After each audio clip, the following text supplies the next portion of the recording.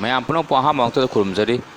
की recipe चाकहाउन idli सेमनी तचें super healthy चिंजानी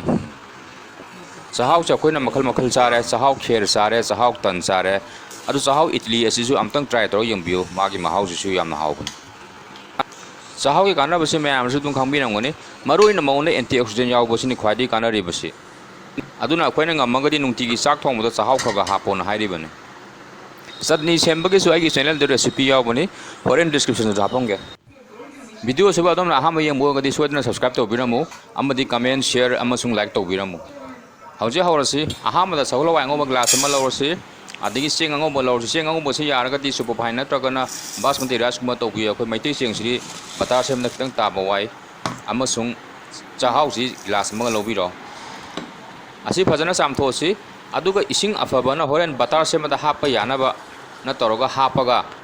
पुंग अनि मुक्तिंगगा थम्मसी फजना मखुं खुमगा हौजे पुंग अनि फाजले अंतंग फजना सामसना खायरगा ग्राइंड तौनब तौरसी ग्राइंड तौद्रिंगदा इन हौजे चेंपा हापनी चेंपाक्सना होरेन बतादो याम फजना तानबनी चेंपाक लेतगदि अखोयना चाक मतुम अमा हापसु अदुनि हेना फै हौजे ग्राइंड तौनब तौरसी महीदुसु दुम हापसनबिरो मागी लेवल चेंगदुगी लेवल बक्तो हापिरो सी तौद्रिंगदा मिठी चमच मखाय अमा हापिरो मिठी मरु अदगी चेंपाक्सि हापचलसी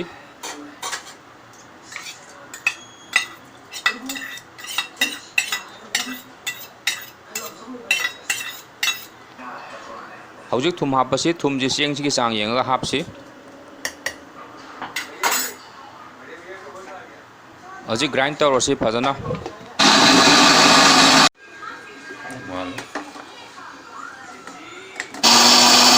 बता सेमदी खरा नंगना तौगदबनी आइगी वीडियो द तौरिबा सुमाइना खर नंगना तानगदबनी हौजिक ग्राइंड तौब लोरे फजना कोल मदा खाइदोगा मखुं खुमगा अहिंग चुप्पा थममसी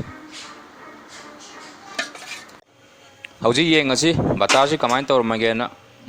बतासी याम फजना तारमे हौजी अखोय यारानी हौजी इडली सेमनब तौरसी अहामद थाव खलोबि थाव अमदे यारानी इडली मेकर से फी अमा तौरगा थाव खगा तैबिरो असुमना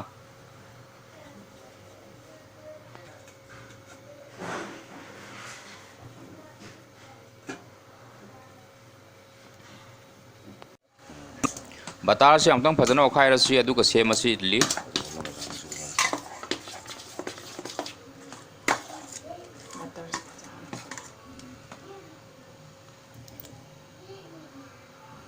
बतार से हाप मतमदा याम कन्ना पाथना हापिरुनु होरेन इडली दा मुथागा लगदोइनिना आइन हापिबा समान येंगा हापिरो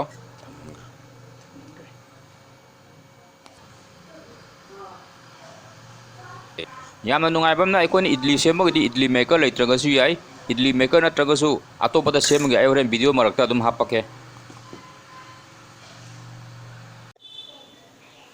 हौजी इडली मेकर से इसिंग हापिरो इसिंग अछि मागी चांग अमा लेबने अदुबगे लेवल बो हापकदमनि सिदा इन उलिबा असमाइना मागी मखादगी तौरगा सिगी लेवल असे बो इसिंग हापिरो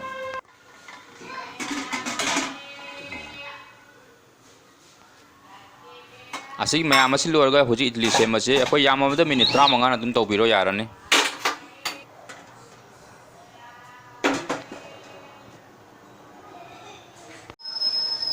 सिगी स्टेप असना इडली मेकर द नतबिदा बाउल मचा मचा दा हापगा राइस कुकर अदुम स्टीम तौबो याबने आइ हुजी उचरिसिनि सिदा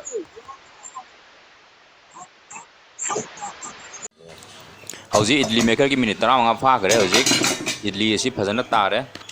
मसिदेसे इसिंग खरगा चाइसंबिरो खरा इंगहलगा अमसुंग खरा फजना इंगनबा होरेन कोटपदसु फजना यानबा